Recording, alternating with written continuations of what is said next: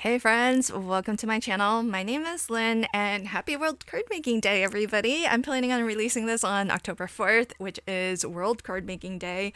It is the first Saturday of the month is World Card Making Day, and the last couple of years I've been doing a 12-hour live stream marathon, and I was thinking about that again this year and got really excited to do it, but then the thought occurred to me that I don't know that a 12-hour live stream marathon is going to be sustainable in the long run.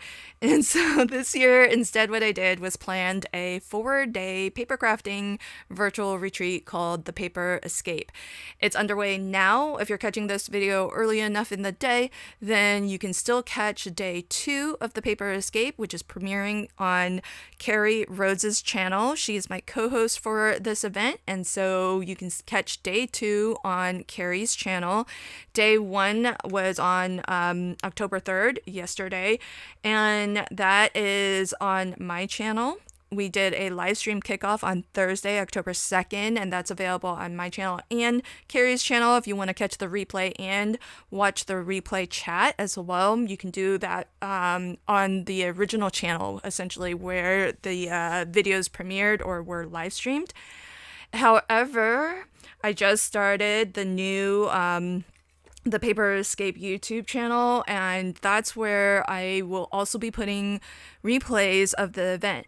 Now, on that channel, it's just the recording, so you won't see the live chat, but I have time-stamped the classes so that you can easily jump straight to the classes that you want to see. So today's video, it might be long. It's going to be chatty for sure.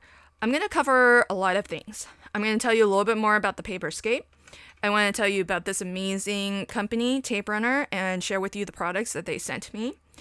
Well, I kind of have to tell you this as well. It's a little bit of, a little bit of tea here that I'll spill, but I've accepted a position as the design team manager for Tape Runner, and I want to talk a little bit about applying for design teams, because we're currently running an open design team call, and right about now is actually the season for design team applications, and you're going to start seeing, if you haven't already, a lot of design team calls, because a lot of people are kind of recruiting now for their 2026 teams, because then with the holidays and everything, it gives them enough time to kind of onboard their new designers, get them product, get them up to speed so that they can hit the ground running come January 2026. So if you've ever been interested in applying to or joining a design team, hang tight. I'm going to tell you some tips and tricks from my perspective. So it's just my opinion, but I'm going to share with you what I know as somebody who has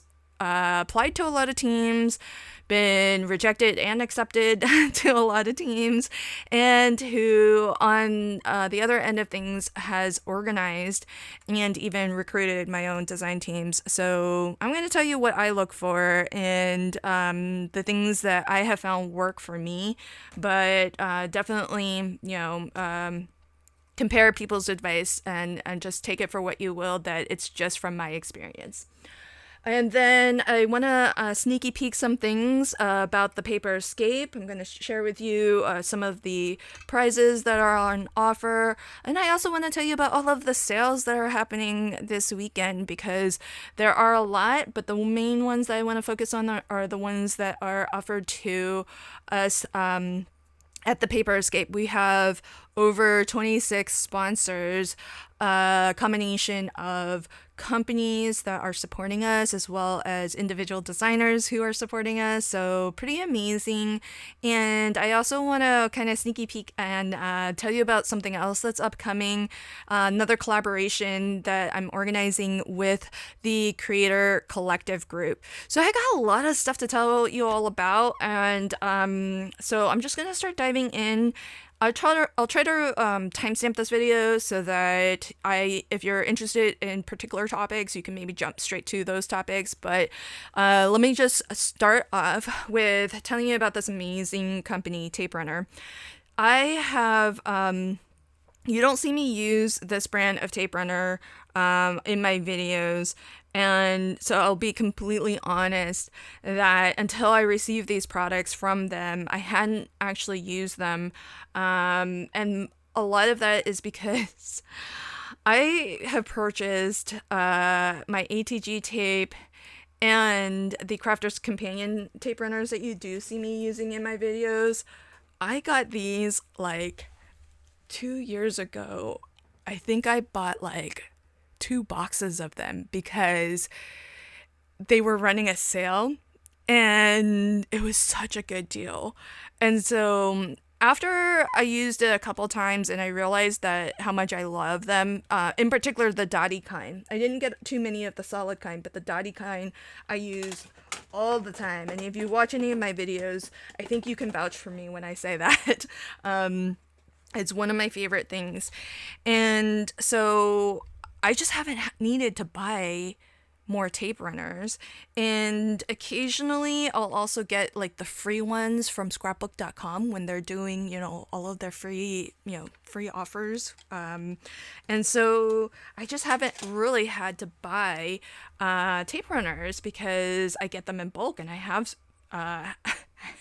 I clearly have a lot, but I'm kind of running through that stash quickly. I think I might only have like a couple left. So joining this team is just a blessing for me because I get to try all of these products. And as you can see with what they sent me here, I have plenty of tape to last me.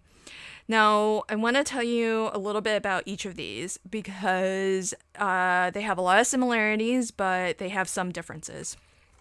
This top row here, essentially they are all the same tape. Same high quality, permanent adhesive. It's acid free, all of that good stuff. So if you're a scrapbooker, this is great for you. There's basically 2 differences between these on the top row. The first is the form factor of the device, and the second is the amount of tape that you actually get. The width of the tape is the same for all of them. The width of the tape is 8.4 meters or 0.33 inches. So that's the same. And when I say that, that's this from here to here.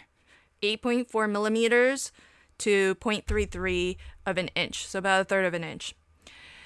The form factor is, this one's the smallest, so you can see how it compares to this pink one, and you can kind of see, it's a different shape, but you can kind of see the difference lined up with that.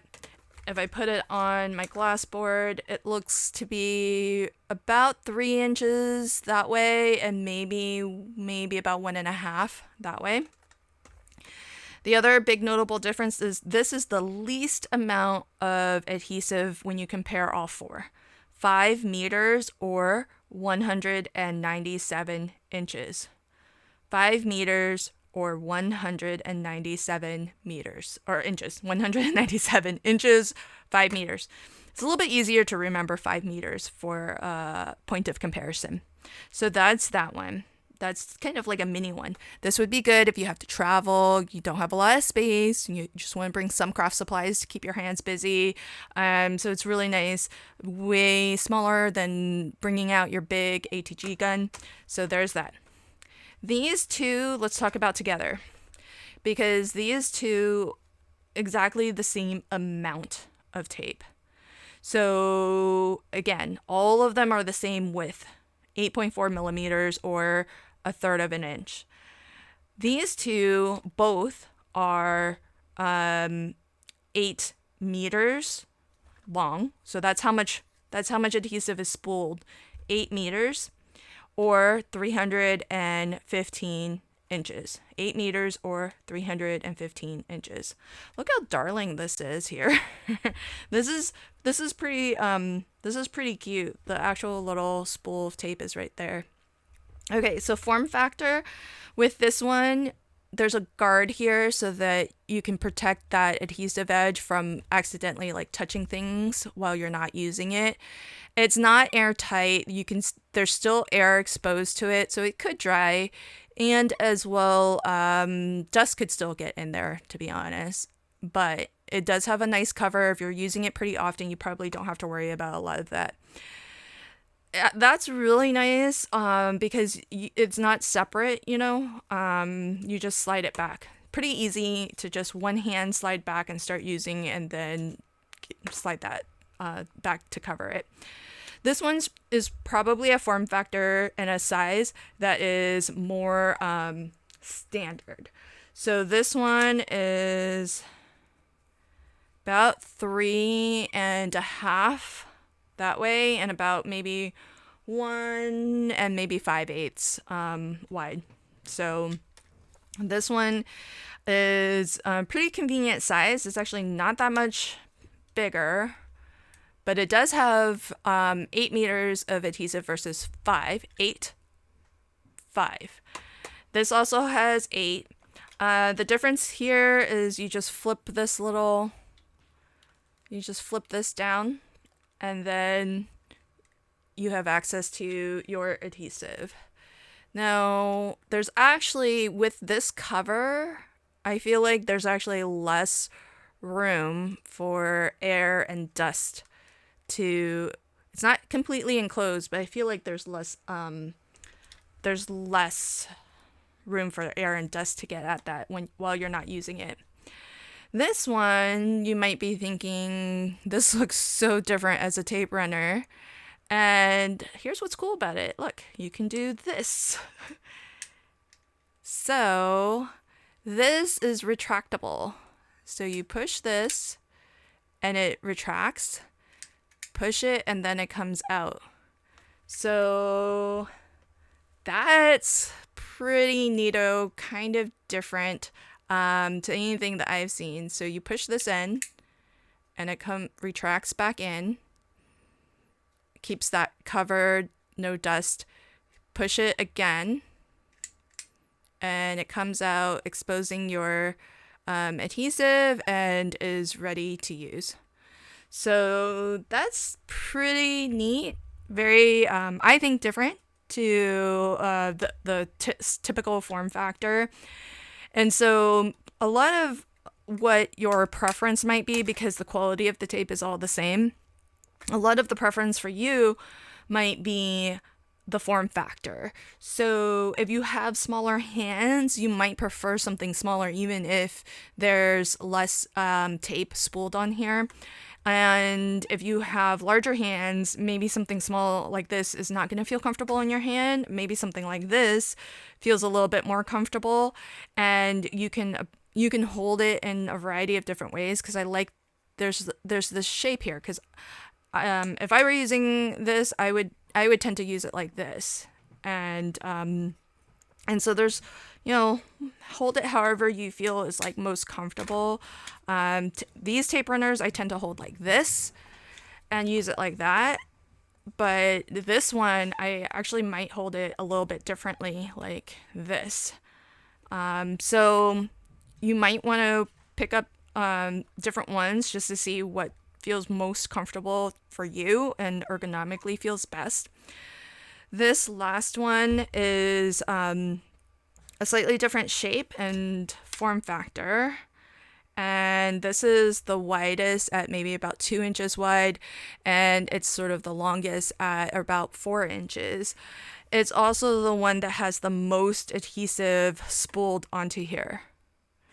This has the most adhesive spooled onto here. It's 12 meters. So we have 12 meters, 8 meters, 5 meters. So 5, 8, 12. So here, the difference that you have here is this actually has a removable cover. Here's what I like. I kind of feel like this is pretty well thought out.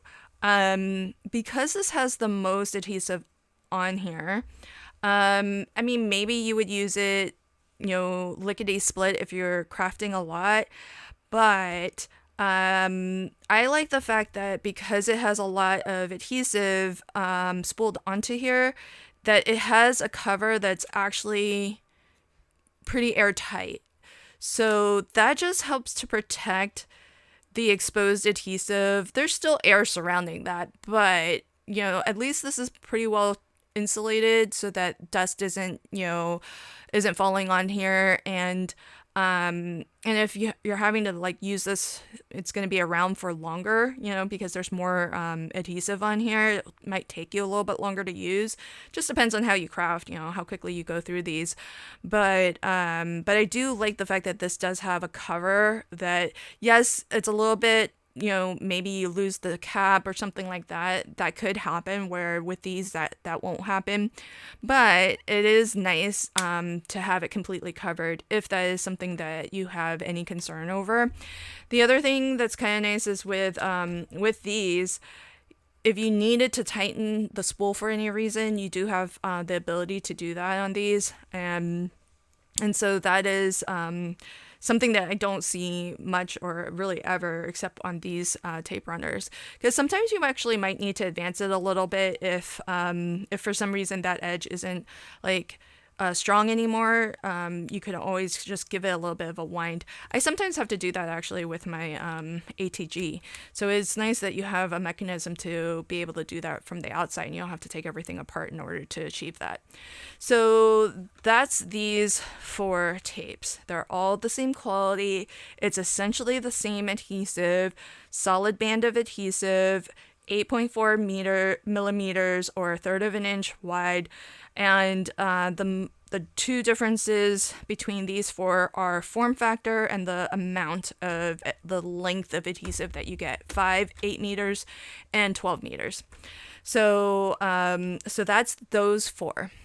This one is kind of in a little bit of a class of its own. This one is the dotty tape runner. I love me a good dotty tape runner, and if you watch my channel, you know that that's mainly what I use when I pull out my small Crafter's Companion tape, because it's really great for intricate die cuts.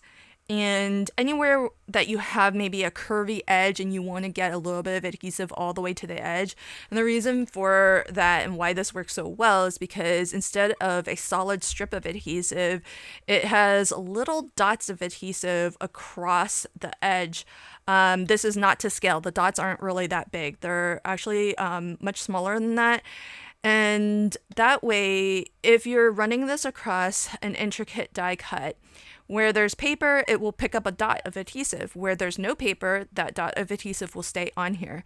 So that gives you the ability to get adhesive in these small little intricate die cuts without like a liquid adhesive that might kind of ooze out all over the place, and it's just maybe a little bit tougher to get onto like the super small like little intricate lacy details. And with this, you can just kind of apply the adhesive just like you would to anything else. You can go straight across all of that lacy intricate die cut, and it would just pick up the adhesive where there's paper, and where there's not, the adhesive dot will stay on here. So really, really great. I sometimes do it even for non-intricate die cuts, but because maybe it has a curved edge and I want to get adhesive along the curve, I'll just run it like this, and across that curved edge where there's paper, it'll get the adhesive, and where there isn't, that just stays on here. And so it's really, I feel like a dotty adhesive runner, tape runner is a staple in my craft room. But otherwise, it's the same form, it's the same type of adhesive, so acid-free and permanent, all the good stuff. Great for scrapbooking if you're a scrapbooker, because it is acid-free, so you don't have to worry about it yellowing your photos. And in terms of form factor, it's like this one. So it's got a little bit of a flip guard here protecting, and you can kind of see it's the exact same casing as the standard, and it's the difference is that this is a dotty one. This one here is a dotty tape runner. and it's really pretty fabulous. They only have it in this one form factor at the moment. And I'm going to line it up in this column here because this one also has 8 meters of adhesive. So 8 meters of adhesive, 5 meters, 12 meters. These top ones are solid band of adhesive, and this one is a dotty adhesive. But it too has the same width of 8.4 millimeters or a third of an inch. So that's a look at the different tape runners. Big thank you to Tape Runner for supplying me with these goodies. I cannot wait to start using them in my videos. And as you can tell, I'm pretty well stocked up on these. And I have another awesome announcement. So as part of my compensation, what I asked for was not only product for myself, instead of the amount of product that they wanted to send me, I actually asked them if I could trade some of that product and instead offer giveaways. So I'm really happy that Tape Runner said yes. So occasionally what you're going to find is I'm going to start doing giveaways to shop at Tape Runner. I won't start in this video, but watch my videos. It's going to be random, or maybe I'll be celebrating something, or it might be a prize for playing along with a challenge in the Crafty Fun with Friends Facebook group. I've been offering $50 gift certificates to shop at Imagine Crafts, which is where I get my Sukaneko inks. And those $50 gift certificates are, again, part of my compensation from Imagine Crafts for being their design team manager. And I, again, asked that my compensation be taken in the form of gift certificates that I can give out to you all. So that's where those come from. And I kind of negotiated the same thing with Tape Runner because I, as much as I want to be making money at crafting, the free product that I get sometimes as compensation is really generous and amazing. And I want to share that with you all too, because I know that this will last me a good long time in just what they've sent me here. And you can, I can't imagine how much longer it would take me to work through their product if I took all of my compensation in the form of product. I would much rather have the ability to give out gift certificates to you, my amazing viewers, subscribers. I might do giveaways for just my channel members, things like that. I really want to find ways to give back to you in unexpected ways. And so that's just... keep watching my channel, because for as long as I am the design team manager for Tape Runner, that's part of my deal with them is to be able to run some giveaways and offer some gift certificates to shop Tape Runner.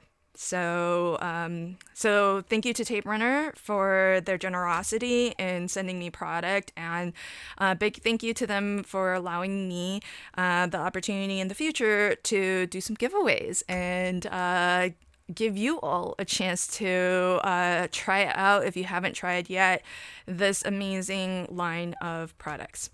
So I'm going to take a little bit of a break, and then I'm going to tell you about the paper escape. So let me just clear this off and reset things a little bit, and I'm going to tell you a little bit more about the virtual retreat that's coming up and give you some sneaky peeks about prizes and special promotions that are happening. And stay tuned to the end. I'm going to talk about design team calls and give you some tips and tricks for applying to design teams.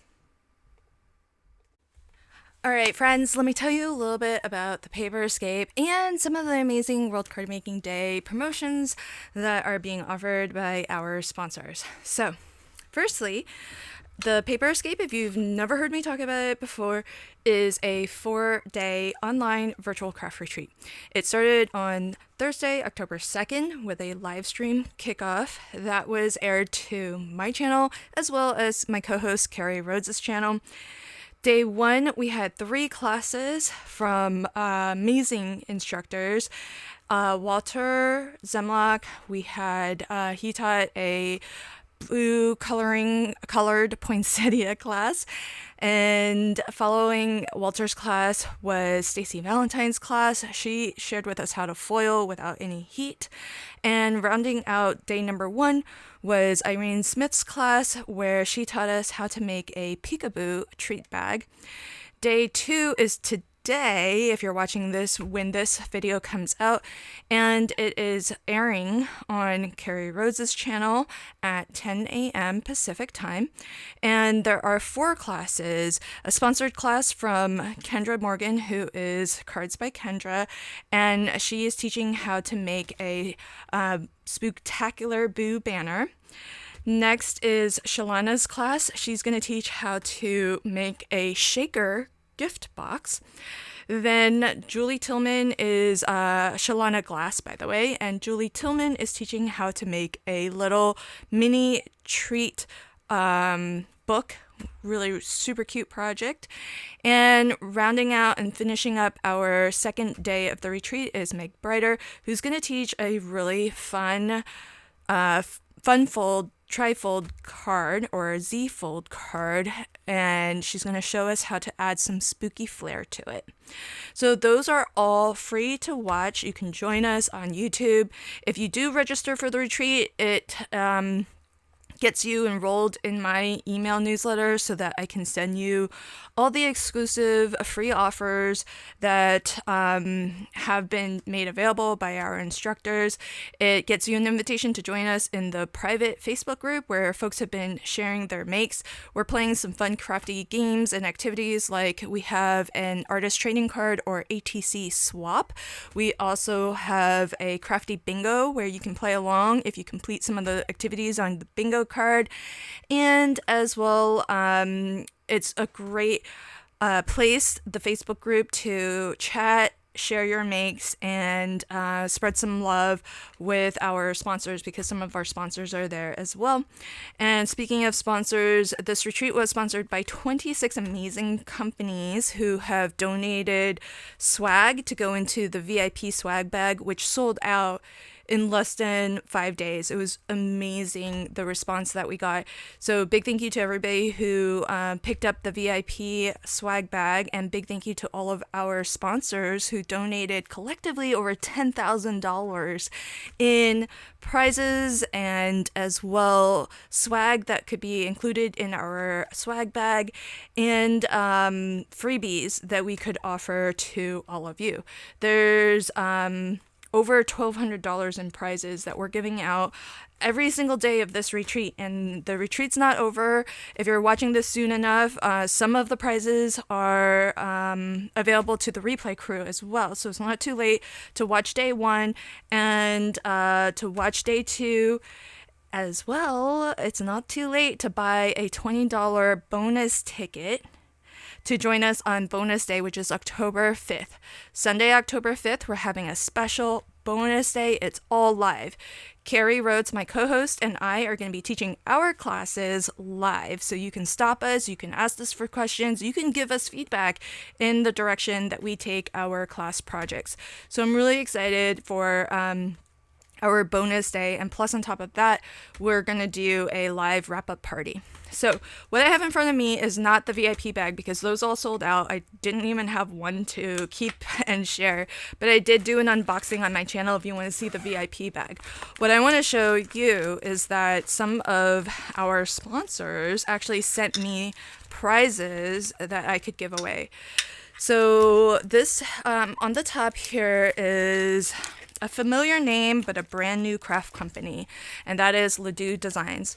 Sandy Ledoux and her husband Dale are the owners of Ledoux Design. And Sandy is a generous sponsor, a VIP sponsor of the Paper Escape. Not only did Sandy design and include an exclusive two-piece stencil for the VIP swag bag, but she is also offering these 2 prize bundles, which will be given away during the retreat. So this is one bundle right here, a 6x6 stencil and 2 4x6 stamp sets that are space themed, as well as this adorable little honeycomb hex embellishment tray. That's prize number 1 from Ledoux Design.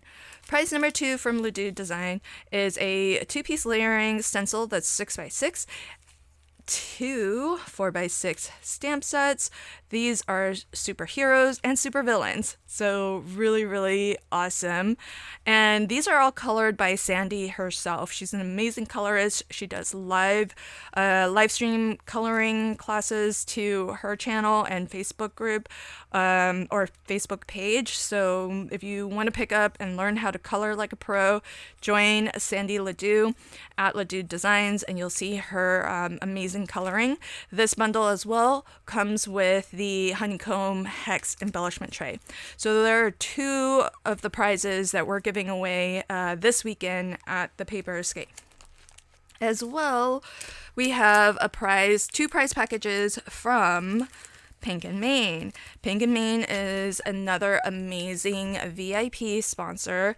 They included a die set, the Holidays die, in our VIP swag bag. So everybody who got a VIP swag bag got a die from Pink and Main. And we did sell some grab bags as well. And so some lucky grab bag ticket holders might have gotten, some of these VIP items. But on top of all of that, Pink and Main also sent me some prize goodies that I will be giving away and shipping out to some lucky winners.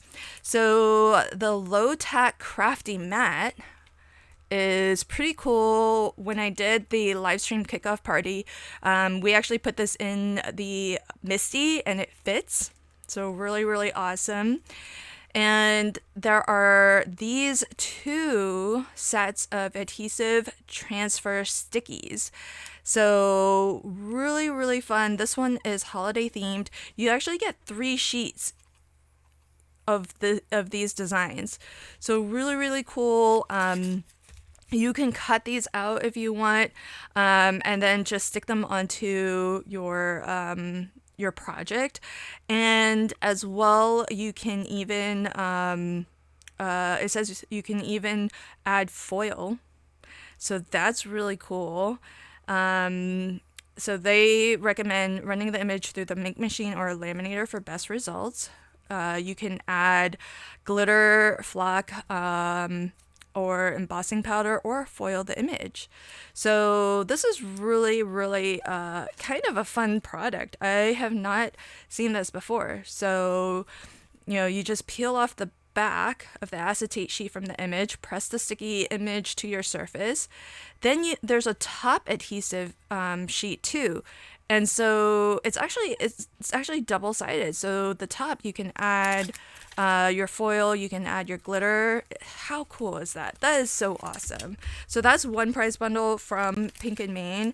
Prize bundle number 2 is the same low-tack crafty mat, but you get 2 different adhesive transfer stickies. So this has an autumnal theme, and it's great for like fall, Thanksgiving, etc. And this has a lot of sentiments. It's all sentiments. So you've got wishing you well, happy birthday, just a note, thank you, thinking of you, and hello friend. Pretty fabulous. These are really cool. I kind of want to get some and try them myself too. So I'm jealous. Whoever gets these, I think you're going to have a blast playing with them. So those are just some of the prizes that you can win if you watch the If you watch the Paper Escape, in the intro, you'll see all of the prizes that have been donated.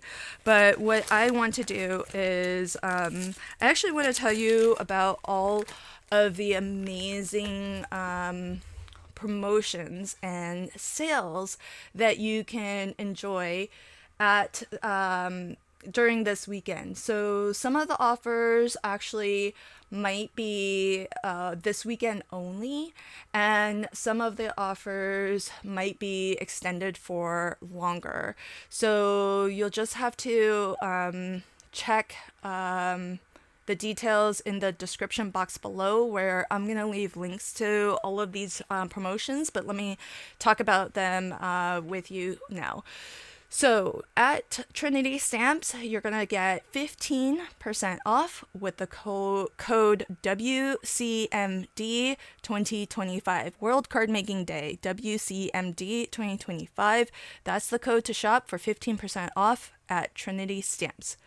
You can get 18% off at the Not Too Shabby Shop with the code WCMD 2025. It's not valid on subscriptions, but it will get you 18% off of anything else in the shop. You can get 20% off at Glassboard Studio with my coupon code LV. Normally, you would only get 15% off, but my code will get you 20% off, and it's just LV, and that's at Glassboard Studio. You can also get 20% off at Whimsy Stamps with the code 20LINH, LINH, 2025. And I checked, and it works on the new release too, friends. So you can shop Whimsy Stamps, get 20% off with the code 20LINH, 2025. Then at Dare to Be Artsy, you can get 15% off with the code CARDDAY15. 15% off at Dare to Be Artsy with the code CARDDAY15. Next up is a $5 off coupon at Your Paper Insider with the code PaperEscape5. This is pretty amazing, friends. They've told me that they don't ever do discounts on their subscription, but if you want to sign up for their quarterly subscription box, you can use this code on their subscription box. It was really sweet of them. They extended it early for me, and they're extending it late until November 1st so that you can pick up the newest quarterly subscription if you would like. Next up, we have 50% off of an annual official patron membership. That's an annual membership, so you have to sign up for an annual official patron membership. This is valid for new patrons only at Cards by Kendra with the code TPE2025. So that's 50% off of the annual official patron membership at Cards by Kendra, and that is with code TPE2025. Next, we have 50% off of Coloring with Meg class with the code TPEMEG50. So that's 50% off any Coloring with Meg class with the code TPEMEG50. You can shop Meg's Coloring with Meg classes off of my website, which is lvhandcrafted.com. Next, you can get a free die with $30 purchase at Inky Stamper with the code WCMD2025. That's WMC2025 for a free die with $30 purchase at Inky Stamper. And as well, you can actually get 15% off all embellishments, and you don't need a coupon code for that. So just stockpile the embellishments for an automatic 15% off. That might help you get to that $30 minimum purchase for the free die. Be sure to put the code WCMD2025 when you go to checkout. And finally, from me, you can get 50% off any easy postage printable with the code TPELIN50. And those are sold at my website, lvhandcrafted.com. I want to thank all of the sponsors, both the VIP sponsors and as well the prize sponsors. We had over 19 VIP sponsors who donated digital prizes, physical prizes for the swag bag, and most of them amazing companies that I think most people have heard of, and hopefully a couple companies, if you haven't heard of them before, I hope you visit their shop. Even if you don't buy anything, please maybe browse around and check out what they have to offer. As well, I would really love if you could do me the favor of finding these amazing sponsors on their social media. When you see them post, could you leave them a like? Maybe drop them a comment just to say thank you so much for sponsoring the Paper Escape. You can leave those comments here on my channel, but I'm the only one who probably will see it if you leave it here on my channel. I want our sponsors to know how much you love them. So find all of these sponsors on their social media, find them on Instagram, on YouTube, on Facebook, and even if it's a random post of theirs about nothing to do about the Paper Escape, just drop them a comment and tell them thank you so much for sponsoring the Paper Escape. It just lets them know that you see them, you heard about them, you heard about their amazing generosity with me and with the Paper Escape. So please, please, please, if you could do that, I would be ever so grateful, because these companies have been so generous. And as I mentioned, collectively, they donated over $10,000 in product for the VIP swag bag. That's where most of it went.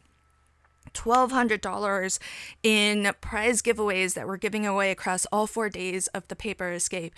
I cannot believe the amazing support and generosity of our craft companies. And you all know this has been a tough few years for craft companies. They are all struggling to various degrees. This year has been a rough one with all of the changes happening with the closure of the dye company here in the United States, and as well tariff and new things costing more and more every day. And to see this sort of generosity for me and for this first ever Paper Escape is really, it just really touches my heart. And I want all of our sponsors to know how much I appreciate and how much you appreciate their generous support. And so if you could do me that small favor of reaching out to all of them are listed here on this screen. I'm going to shout out every single, please be patient with me because I'm going to shout out every single sponsor.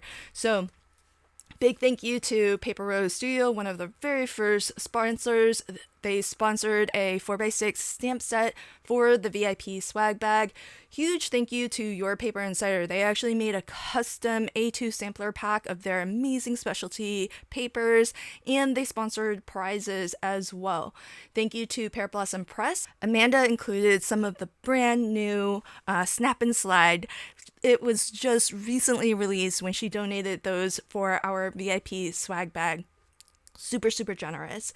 Huge thank you to Trinity Stamps. Denisa supported us in so many different ways. Not only did she give us a really steep discount on the die set that Carrie and I used to teach our class, but as well she donated an embellishment pack to our swag bag. She also donated the supplies, many of the supplies for Carrie's class, including a personal blend of an embellishment pack. So a huge thank you to Tanisa and Trinity Stamps.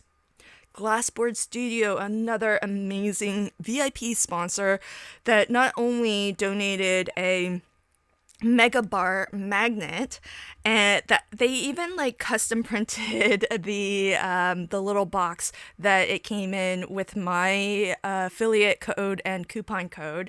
They also are a generous prize sponsor, giving away an 18 by 24 glassboard craft mat that we are giving away on bonus day. So if you haven't already picked up a bonus day ticket, it's only $20 and you could win yourself a Glassboard Studio craft mat, 18 by 24, and that's valued at $140. But if you don't want to leave it up to chance, use my coupon code LV instead of the standard 15%. You're going to be able to get 20% off at Glassboard Studio. Thank you again to Pink and Main. They sponsored a couple of prizes that you saw me unbox just now, and as well a die set for our VIP swag bag. Huge thank you to Scrap Diva Designs, who also sponsored the swag bag with a die set. Some folks got a stamp and die set combo. Super fabulous. Huge thank you to Denise at Whimsy Stamps. She donated 3 digital illustrations to all of our VIPs, and that was extended to all grab bag ticket holders as well. So every grab bag ticket holder actually got all the set of 3 different digis. Thank you to Crafty Critta, a VIP swag bag donor, who included a half sheet of toner, colored toner sheet, and as well foilable panel samples. So awesome.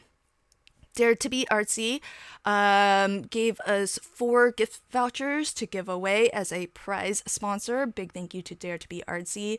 Ledoux Designs gave us the 2 prize bundles that you saw there, and as well the custom stencil set for all VIPs, and some of our grab bag ticket holders also got a sampling of some of these VIP prizes. Thank you to the Diary of Belle Rose. They sponsored with several prize bundles as well, featuring their newest release, which is pretty amazing. 12x12 Cardstock donated a $40 gift certificate. The Not Too Shabby Shop donated a $25 gift certificate. Brutus Monroe donated a $50 gift certificate. The Stamps of Life donated a $25 gift certificate. Love from Lizzie donated a peel-off stickers for all VIPs and all grab bag ticket holders. So pretty amazing, and I love my pinstripe stickers. I think everybody got the straight peel-off stickers, which are amazing to use. A Colorful Life Designs donated a $30 gift certificate. Inky Stamper donated a stamp set for our VIP swag bag, and Cards by Kendra donated a 2 months at the official patron for all of our VIPs and our grab bag ticket holders. Barely Art Glue donated 2 mini bottles of glue. I donated a $25 gift certificate to all VIPs and grab bag ticket holders. Meg Brighter donated a free Coloring with Meg class to all VIPs and grab bag ticket holders. Irene Smith had a printout. She actually had her fun holiday sentiments, and she got them professionally printed so that we can include them in the VIP bag. She also gave her digi away to paid ticket holders, got one, and free registered attendees also got a different digital from Irene. So pretty fabulous. High Supply donated a pack of 6x6 washi sheets to the VIP swag bag. Bits and Paper Lab also donated to the VIP swag bag with a free SVG of the Nutcracker. Comes with a class as well, so all VIPs and grab bag ticket holders got that digital SVG and the digital class to go with it. Bits and Pieces Paper Lab also gave away a Halloween online class, so one lucky person will get that class as well.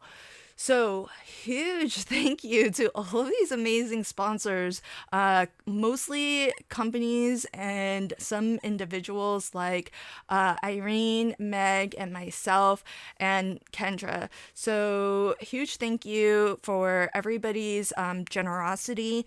And as I mentioned earlier, if you could do me that favor of finding all of these sponsors and giving them a little thank you, sharing their posts, giving their posts some love, find them on their social medias and leave some love wherever they are sharing. So whether that's on Instagram, YouTube, or Facebook. If you see them post something, even if it has nothing to do with the Paper Escape, if you can leave them a like, leave them a comment, and thank them for sponsoring the Paper Escape, it shows them, that way they can see and know that you appreciate their support, their generosity, and really they did this, some of them not really even knowing who I am.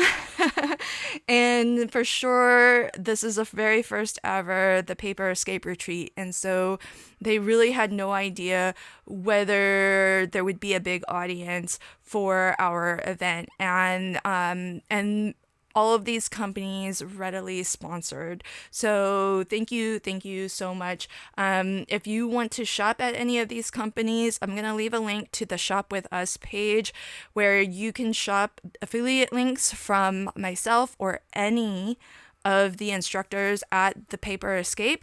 We've put together this document so that you can see the supplies that each of the instructors used on their in their class. But as well, I asked each of the instructors if they have an affiliate link to any of our sponsors to include their affiliate link. So you're going to see on every page, each instructor has their own page.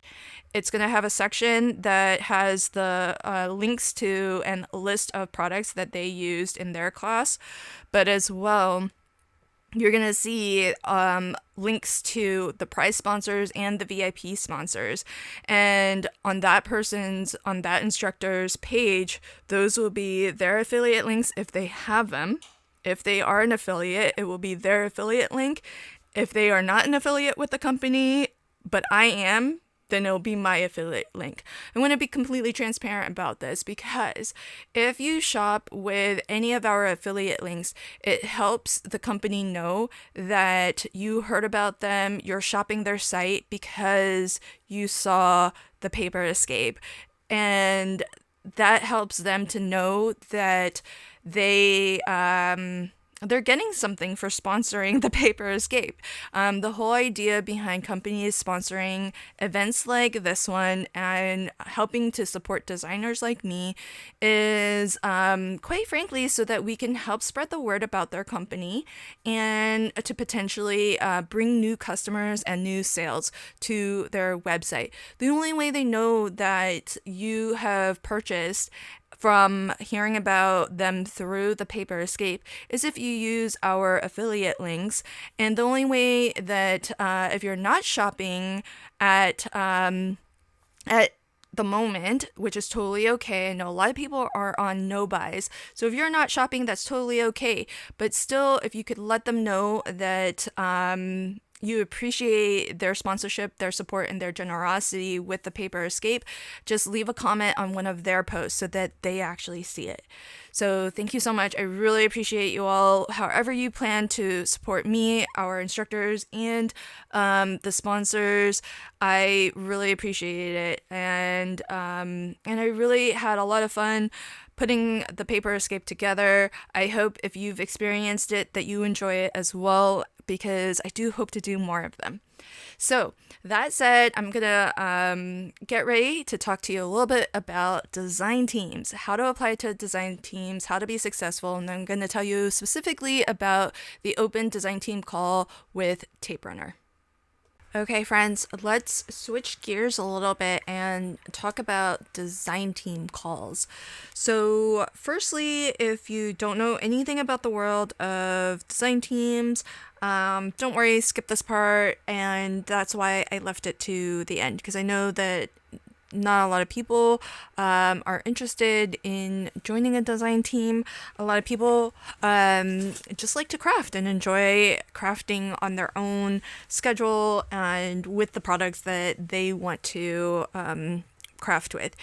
But if you have ever had an interest in learning more about design teams or joining a design team, I do have it's listed as a podcast on my channel where I've done several interviews and I've talked about the design team experience, and I've invited other crafters to join and share their perspective as well. So you can find that on my channel under the Design Team podcast. But let me tell you about where to find out about design team calls. There are two groups that I search a lot. So design team calls is the name of one of the groups, and I feel like that's the one that actually might be the most active. But you'll also find another group that's called Design Team Calls Here. And you'll see a lot of the same design team calls posted in both groups. But I'm gonna show you this one just as an example. We can flip over to the other one as well. But the first thing I like to do when I search these groups is I actually like to change the sort order to new post. And the reason why I do that is if you search by, like, what was the other thing called? Recent activity. That means that if somebody leaves a comment on an older post, it brings that post back up to the top if recent activity is the sorting order. Most relevant, I don't really know how Facebook decides what's most relevant, but I like to choose new post. And the reason is so that you are looking at the most recent design team calls, because a lot of times people are commenting on older posts and maybe those open calls are expired already.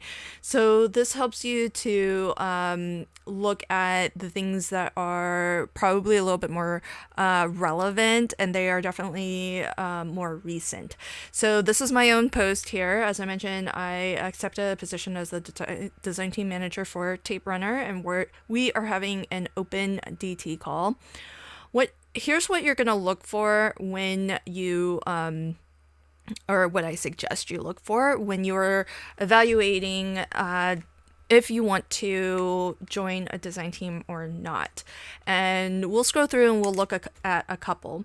But what I recommend is normally there's a graphic, and usually that's probably the top, talking points that the owner of the team is hoping to share with you to grab your interest, get you enough information so that you know whether you want to find out more or not. The things that I feel like you should always be on the lookout for is the deadline for applying, and as well, what your obligations would be, how often you need to post, or how many projects you'll be needing to create. Make sure that is, first and foremost, I kind of skipped the obvious, the company. You want to make sure it's a company that you are interested in, that you like. You may never have crafted with them before, and that's okay. Honestly, I think that's perfectly fine.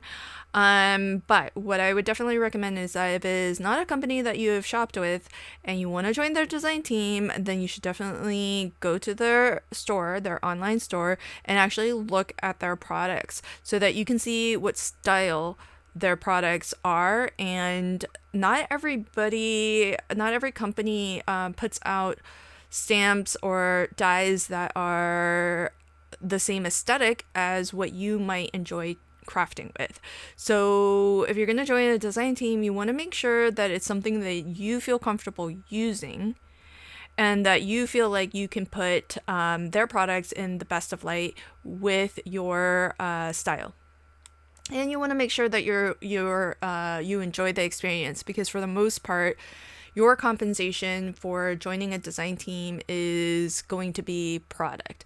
There are some companies that will cash compensate, meaning they will pay you in money, but that's few and far between, and those positions are usually recruited for and personal invites as opposed to open calls. It's not to say you won't ever find them, but it's pretty rare. So there's a see more, so you definitely want to expand and read what they're offering and find out how to apply. So in this case, the details, so more details, and the actual application form are linked here. So what I would do is just look at this on a cursory, see if it's something company you want to work with, that you feel confident you can craft with and showcase in the best of lights, and that you would enjoy having those products in your stash.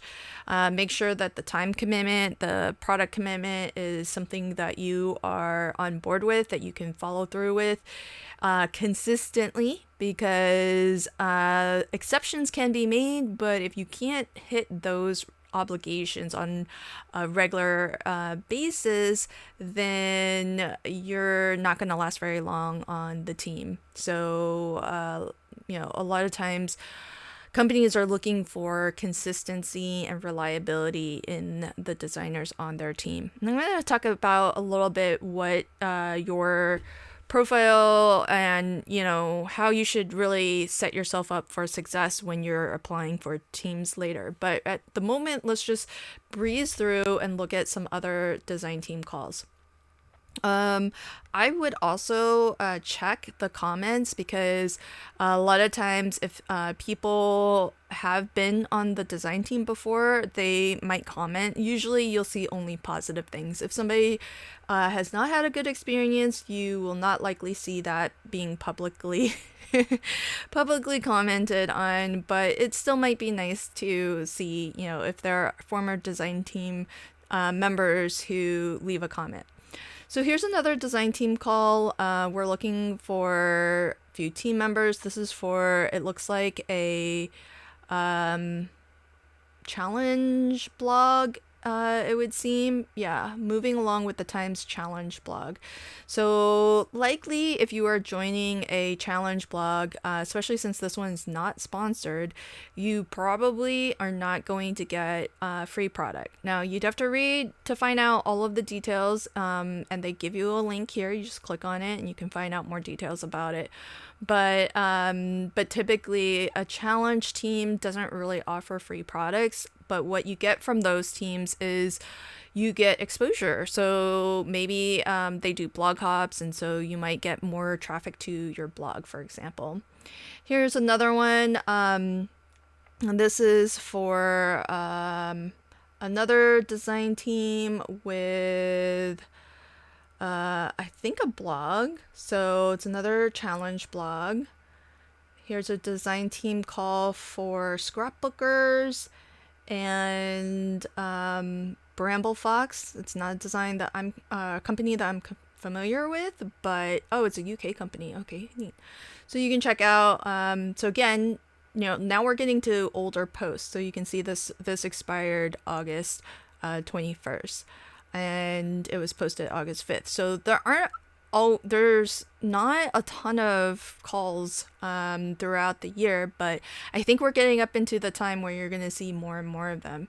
And this is nice. So they even say very clearly it's a digital design team call. So you're going to be working with digis on this team, digital papers and maybe images and stuff like that.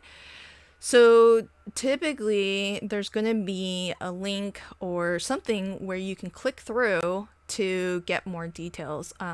This one is from the Rabbit Hole Designs. And I'm going to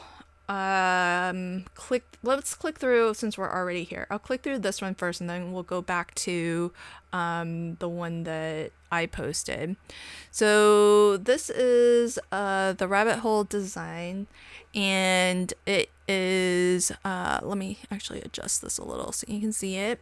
So you can see that they've really tried to break things out into what they're looking for in a designer. So this will tell you kind of who, what kind of crafters they're looking for, and make sure you read everything, because you really want to be careful with, you can pick up some details in terms of like what they're looking for and what they're offering, but only if you're actually reading everything thoroughly.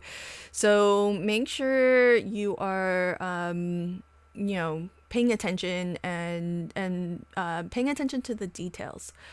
So there, and the order that things get listed in can be really important, because sometimes the most important things are listed first and last, because often it's the things in the middle that we tend to forget, or we don't remember quite as clearly. So here, active presence on social media, they've listed some here.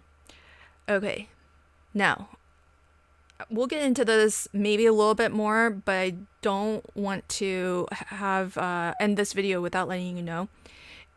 When you see this, and even if you don't see this, if you are applying to a design team, you need to make sure that your social media, wherever you are sharing your projects, let's say for instance it's Instagram, make sure that you actually post to Instagram regularly. Don't apply to a design team if you've only just started your YouTube channel, you've only just started an Instagram profile. Don't apply to a design team if they're looking for video designers and the last video you posted was a year ago. Don't apply to a design team if they're looking for designers and your last post to Facebook, Instagram, etc. was a year ago. Or if you have only been sharing for a week or two. Or if you only have 5 posts or 5 videos or etc. A lot of what a company, and I feel pretty confident to say most companies are looking for, it doesn't really matter a ton all the time, the size of your profile, like the number of subscribers or the number of followers. Sometimes it matters more how consistently you post, how regularly you post, how active you are. Even if it's 1 video a month, but you've been doing that for 2 years, that's fine. You don't have to post a new video every day to get on the radar of a team. But the fact that even if it's 1 video a month, but it's for 2 years, 3 years, or whatever, it shows your commitment. It shows that you're active.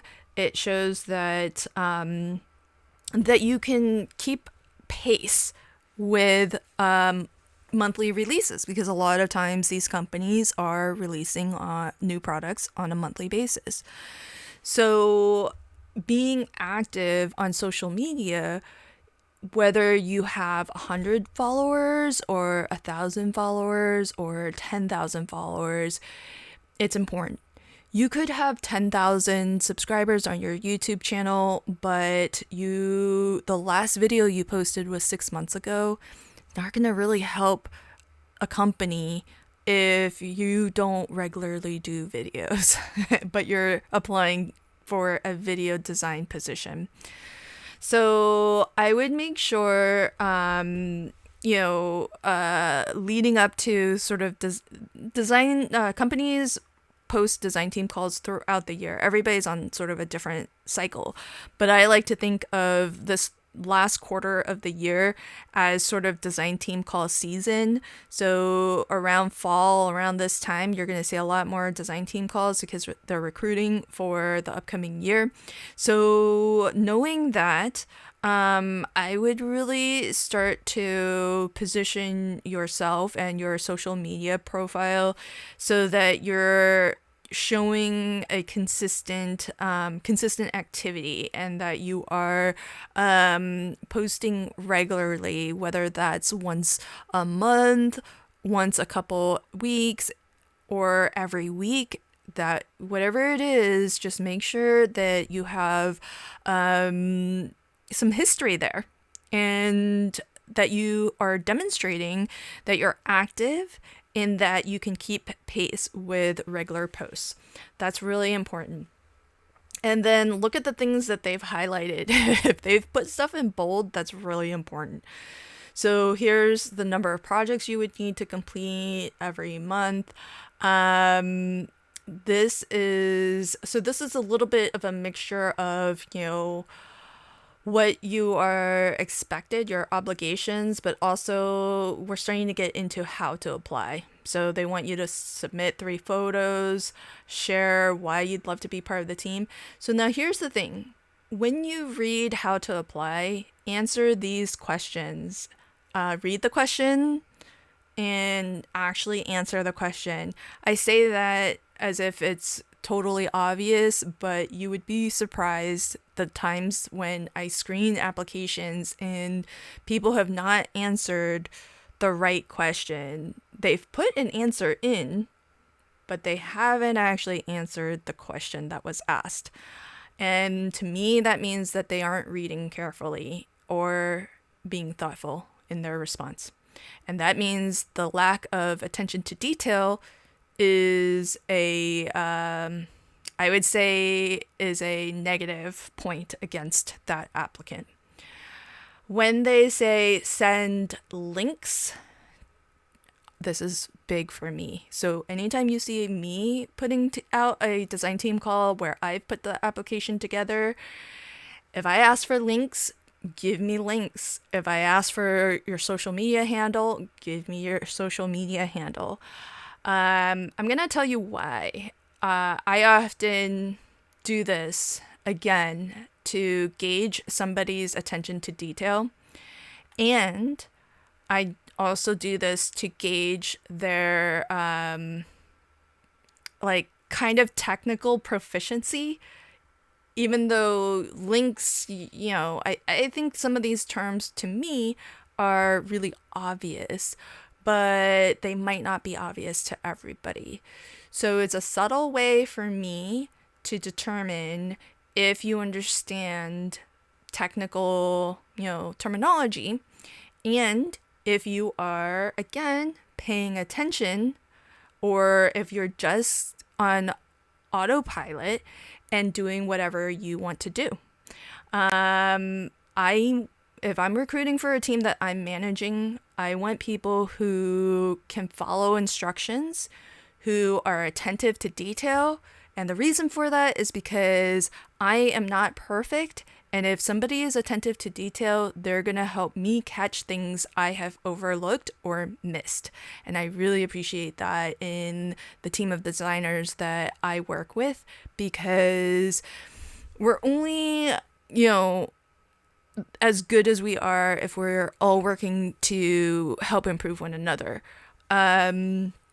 But that's only possible if everybody is kind of on the same page and everybody's paying attention and everybody is, actually thoughtful in how they are approaching their responsibilities. So that is one of the things that that is important. So read these things, and it's so simple. Just give them what they're asking for. Now, here's where this is kind of weird how they've done this, because these 3 points are how you apply, but then we're getting into more things about what you're going to get, or what is you can expect as being part of the team.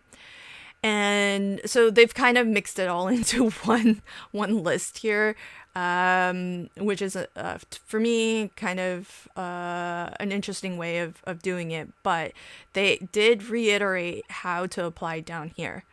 So you need to send email. So if they say send email, send them email. Don't send them like a message on Facebook or whatever.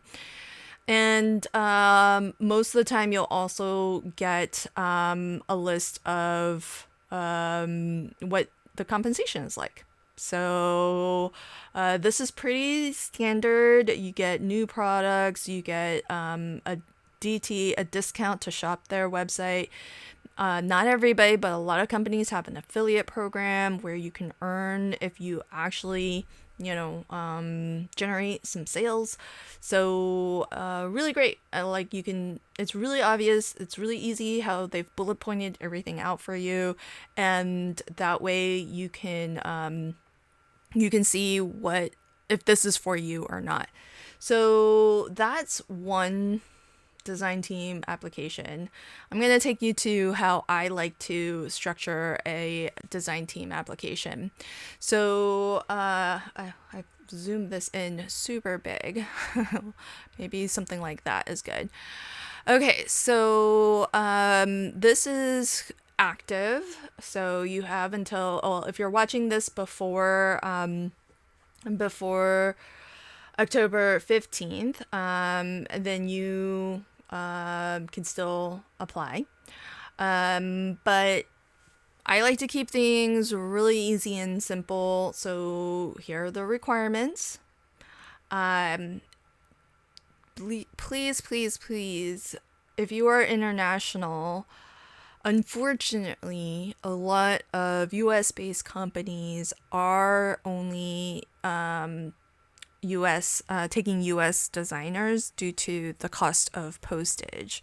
So for those of us living in the United States, it's really easy. A lot of times, international companies are willing to take US designers, but the reverse is not always true. And US companies are not always open to international designers. So if you live outside of the United States, please be a little bit more mindful to look for and spot whether a company is recruiting international designers. So that's important. And kind of like how the Rabbit Hole Design structured their list of requirements, we like to put right at the top, like, what is your commitment? In this case, it's a 3-month term with the potential of it being extended. And you're expected to post 1 project a week. And it's really sweet, short, and simple. But here again, must have active social media presence. So I went into that a little bit earlier, but it doesn't hurt to reiterate it. Make sure that before you apply to a design team, if you're thinking about joining a design team, start early. As soon as you have the idea that you might like to join a design team, start posting regularly, sharing your cards, sharing videos. They don't have to be the best, to be honest. Because there's points for stylistic, aesthetic, and how polished your card is and all of that good stuff. You get points for being active on social media, and you get points for the quality of your presentation. So by that I mean this bullet point: well lit and staged photos. So make sure that you could make a really beautiful card, but if the photo you have sharing that card is dimly lit, not in focus, isn't framed nicely, that's something that might work against you, might be a point against you if you don't have good photography, because you could have the most beautiful project, but it's poorly lit. Nobody can really see what's happening on that card. You could have a really simple card that is nice and beginner friendly, beautifully lit, lovely staging, and that counts for a lot, because there are crafters at all levels. And so companies are not always looking for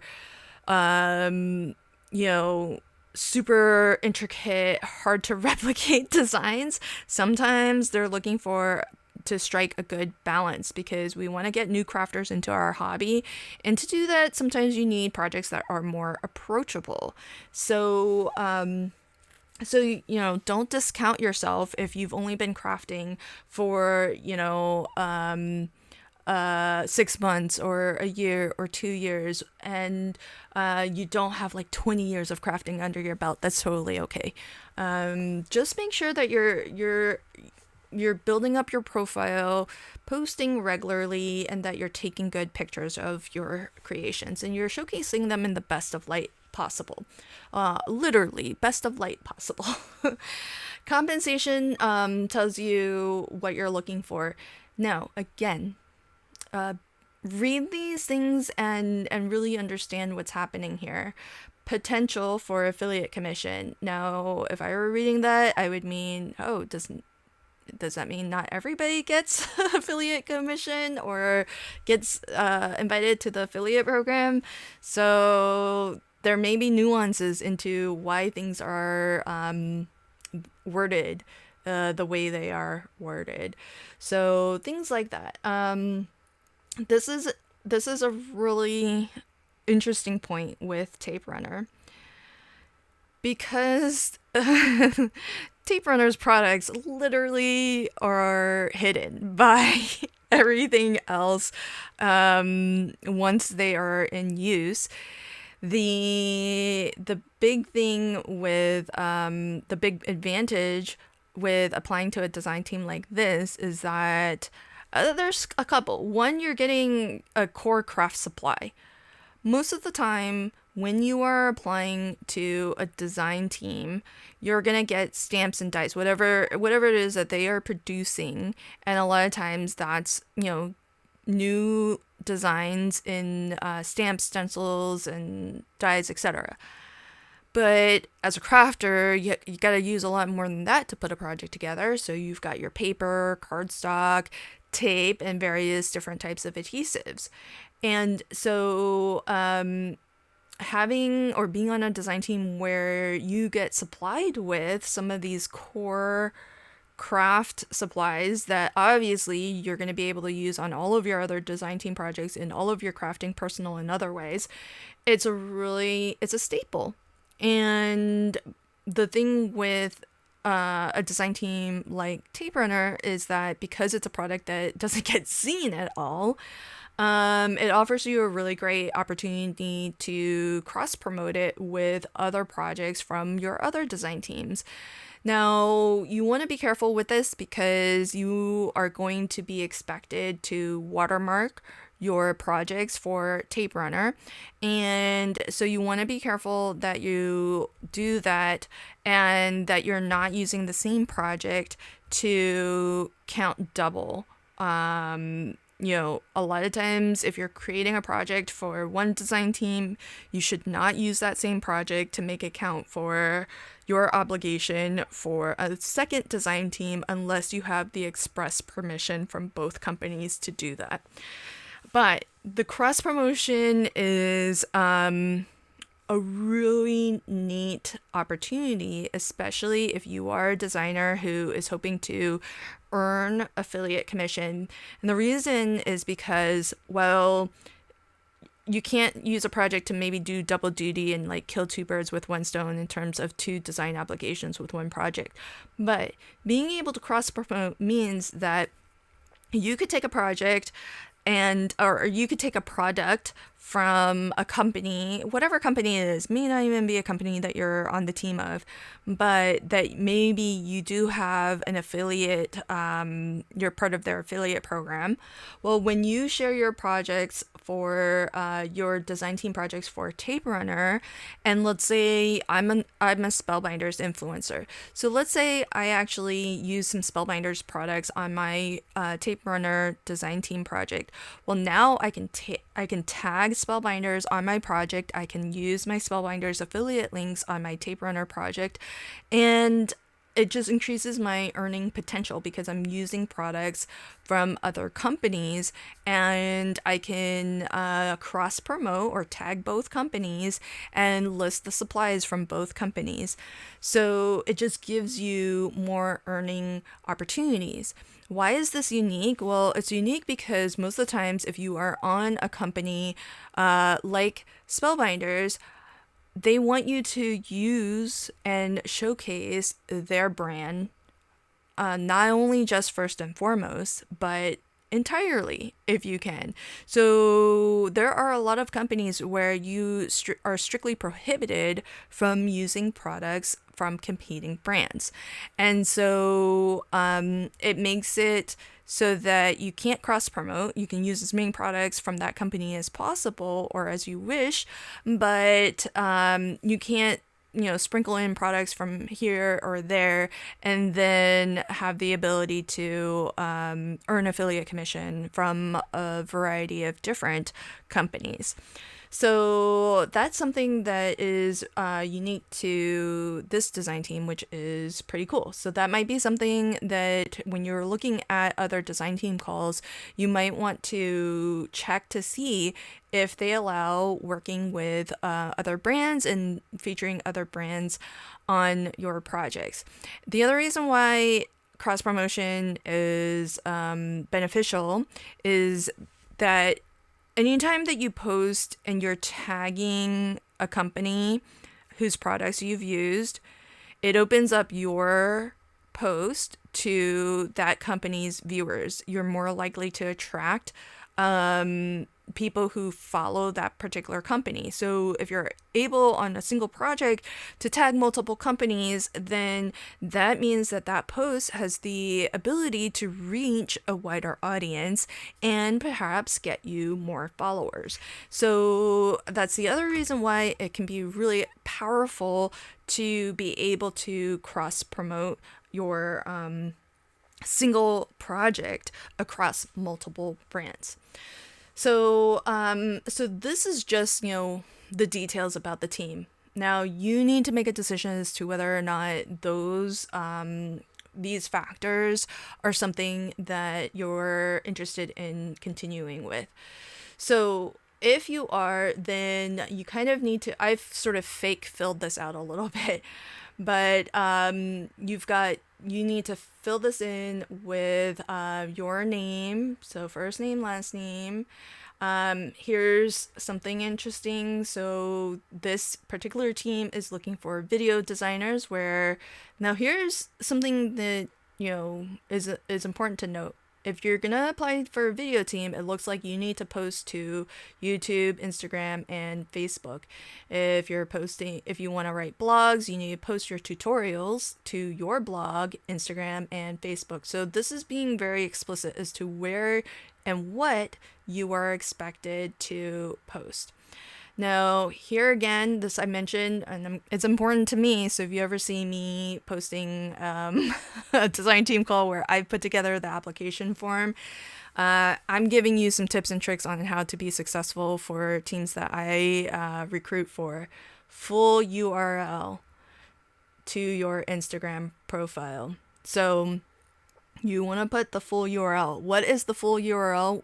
In your browser, at the top is usually that link, that full link to usually something.com, blah, blah, blah, right? So if this is asking for a full URL, give me your full URL. Don't give me your social media handle. For example, my social media handle is at LVHandcrafted across all of the socials, but that's not the full URL. What's the difference? The difference is notable. A full URL is clickable. So a handle is not. I can't click on at LVHandcrafted from the form here, and once you submit it, I'm able to see it in various different ways. And if you put a full URL, I can easily click through and look at your social media profile. If you're making it harder for me to evaluate your profile, you're less likely to be successful. I'll be really honest and blunt, because if you're making it easy, I've asked for these things this way for, I told you, a couple reasons. One, I want to see if you kind of understand some of these technical terms. Two, I want to make sure that you're paying attention and that you can follow instructions and that you are attentive to detail. If you're just on autopilot, you might understand what a full URL is, but if you're on autopilot and all you see is Instagram, and most places are just asking for their, your handle, and you just go ahead and put your handle in, it means that you haven't read this. And so I'm looking for people who are going to be attentive to detail, who understand a little bit of technical proficiency, and that's why I phrase this question this way. It's pretty exacting, and so I expect the answers to be equally exacting. And on a more practical note, it makes it easier for me to evaluate you, because then I can click on your form submission and go straight to your Instagram, your Facebook, your YouTube, etc. As opposed to having to search for your handle. It's a one click versus a multiple click. And so that's kind of also just something, if you're willing to make my life easier, then I appreciate you more as a designer on my team. And I'm being blunt and frank, and it's just my perspective. But if anything, I think any design team coordinator or design team manager would appreciate their designers making their lives easier and just following the directions, if they are given specific directions, and as opposed to just kind of doing it their own way. I also want to make your lives easier also when you apply to any team where I'm running the application. A lot of what I like to do is just these forms that are, check yes or no. Like this one was, check all the boxes. And then I kind of want to get into this a little bit. This tells me a lot how people answer these questions. Okay, what type of crafting do you do primarily? Now, out of context, you might be tempted to just list all of the things. But if you're reading and you see the next question, what crafting do you do? Check all. What's the difference between these two? The difference between these two is primarily, and here is just everything that you do. So what I have noticed, and again, some people have already applied, so they're not having the benefit of my advice. But what a question like this is aimed towards is to understand where your strength is, what you see as your strength or your main interest. Primarily means what's the thing that you do first and foremost, the most of. And then there's an opportunity in the follow-up question to add all the other things that you might happen to do. So it doesn't really make sense to list 5 things here and then check the same 5 things down here, because you haven't really given me the information that I'm looking for.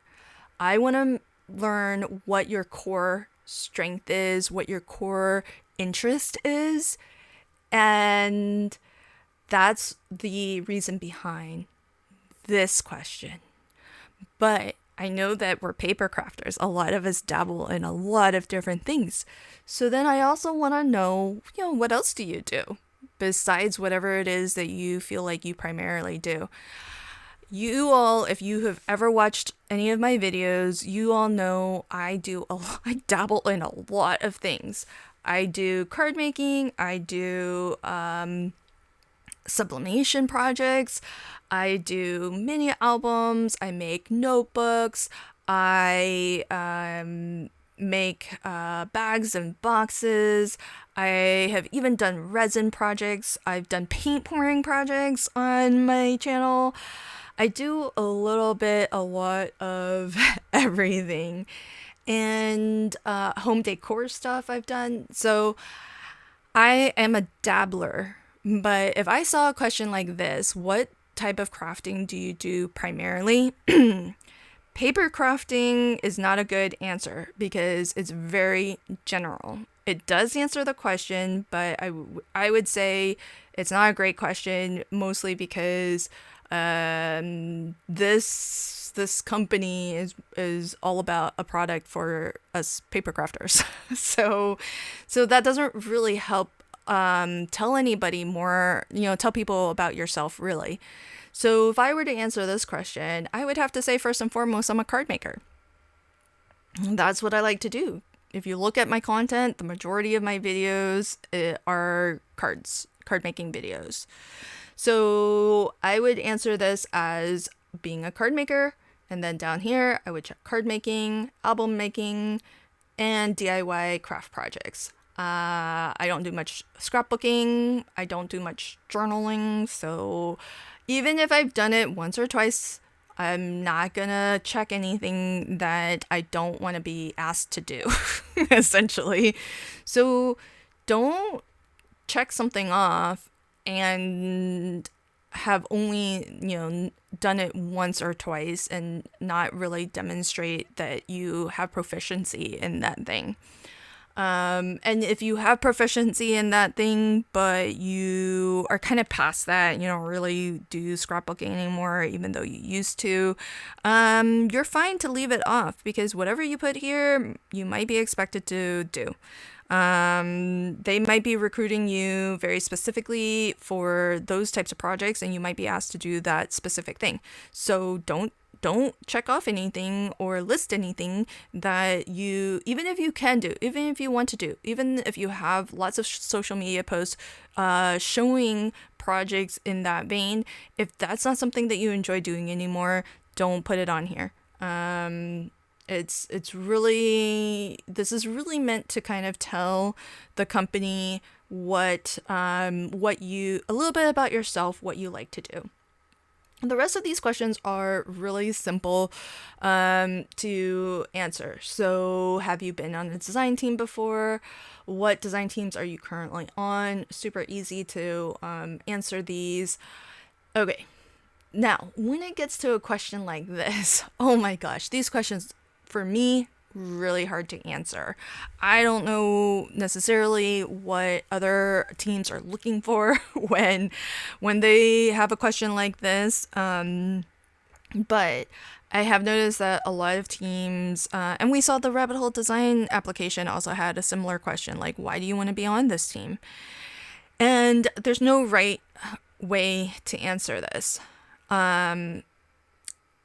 There's one wrong way to answer it, and that is to not actually answer the question, which you think seems like, how could you not answer this question?